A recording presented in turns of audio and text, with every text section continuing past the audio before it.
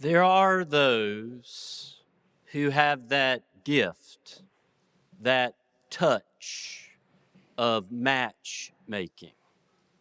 They can look at two people and just see how everything would fit together. Perhaps we've all had a friend who loves setting their friends up on a blind date. That they say to us, I have the perfect person for you. But first, we're a little skeptical. But they seem so excited we might consider it until we start asking questions. We start to hear more about this person, and we are nothing alike. But they keep saying to us, it's like two poles of a magnet. Opposites attract. And we've all known those couples. He is the social butterfly, shaking hands, working the room. He has a bad case of FOMO, not wanting to miss out on anything ever. But she's more of a homebody. She wants to recharge her battery by hanging a hammock and reading a book. Or he is impulsive and spontaneous, never following a plan or balancing a checkbook. But she is organized, color-coding her calendar and making plans 6 months in advance. Or he is a risk taker, a long bucket list, jumping out of airplanes and running with the bulls. But she's more cautious. She wears a bright yellow safety vest when she goes walking in a quiet neighborhood at 10 o'clock in the morning. That they are different in every way. And we all wonder, how is this going to work out? But then, 30 years later, we're standing in a room full of friends and family celebrating their anniversary.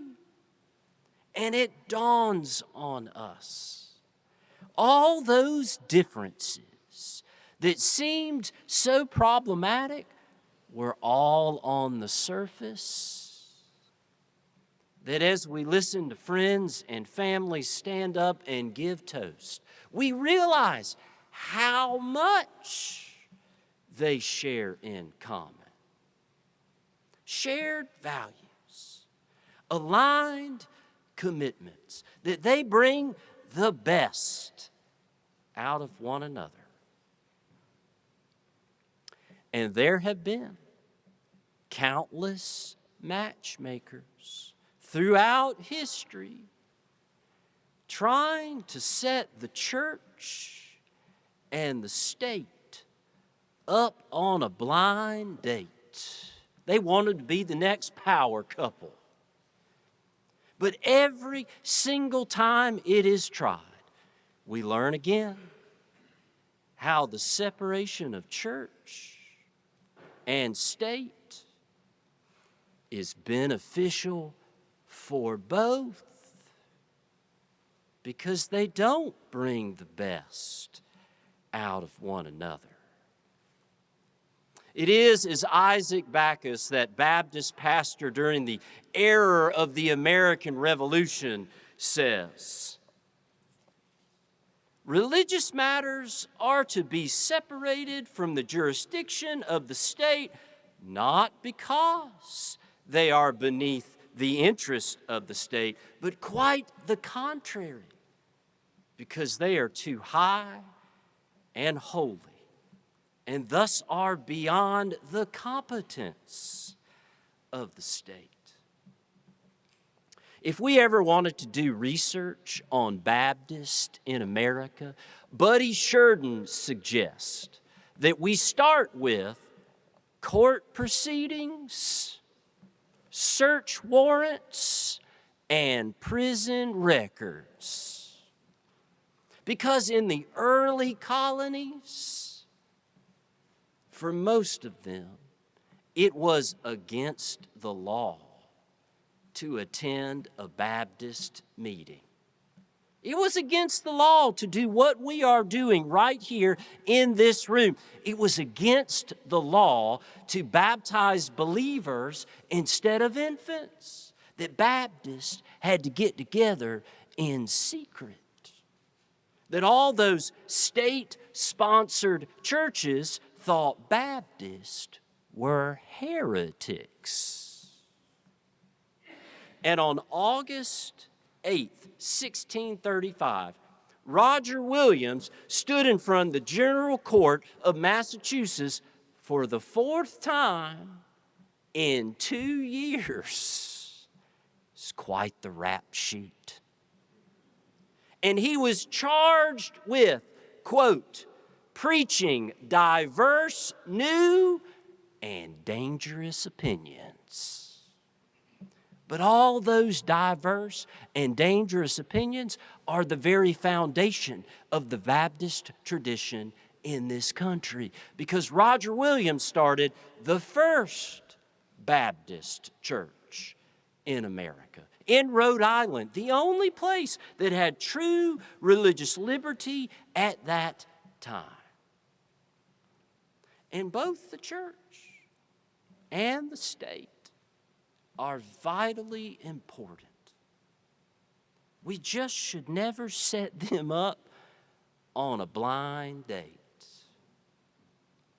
It's why John Leland, a Baptist pastor and abolitionist, urged James Madison to include religious liberty in this new Constitution, which became the First Amendment. And later, John Leland said, government has no more to do with the religious opinions of people than it does the principles of mathematics. But despite all this wisdom, there are still matchmakers who want to set the church and the state up on a blind date. But every time that happens, we end up with a theocracy, God and government woven together. But as James Dunn reminds us, the problem with a theocracy is that everyone wants to be Theo. Everyone wants to be in charge.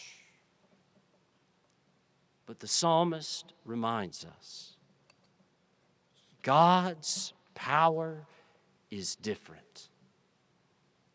The Lord is gracious and merciful, slow to anger and abounding in steadfast love. The Lord is good to all, and God's compassion is over all that God has made. That our faith in God should shape our voices as citizens. But we should never set the church and the state up on a blind date.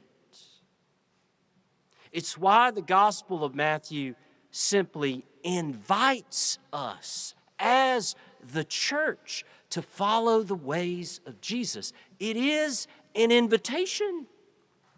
Jesus stands on the shore and says, come, follow me, and we can go or we can stay. It's not a matter of control. And when we follow the ways of Jesus as the church, we find our way. It's why it's described as an easy yoke, because we can let go so many other distractions, that it gives us clarity and focus about what matters the most. And if all of this sounds like diverse, new, and dangerous opinions, I understand why. Because the freedom that we find in God's love can feel that way. Anthony DeMello was not a Baptist. He was a Jesuit priest, but he writes about this freedom that we find in the love of God. He says, "A sheep found a hole in the fence and crept through it. He wandered far and lost his way back. Then he realized he was being followed by a wolf. So he ran and ran, but the wolf kept chasing him until the shepherd came and rescued him and carried him lovingly back to the fold.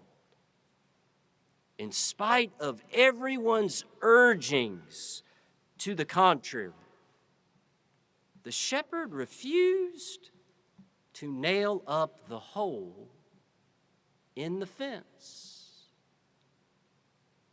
That in many ways, this is a retelling of the parable of the lost sheep, where the shepherd leaves the 99 in order to go and find the one who is lost. And then when the sheep is found, there's this grand, wonderful, beautiful celebration. But the question still lingers. Why doesn't the shepherd prevent the sheep from getting lost in the first place? Why not nail up that hole in the fence? It is because love never coerces or controls. And whenever the church and the state get together, we lose sight of that. We confuse control and love. But love always lets go of power. And it's why the separation of church and state is beneficial for both. Amen.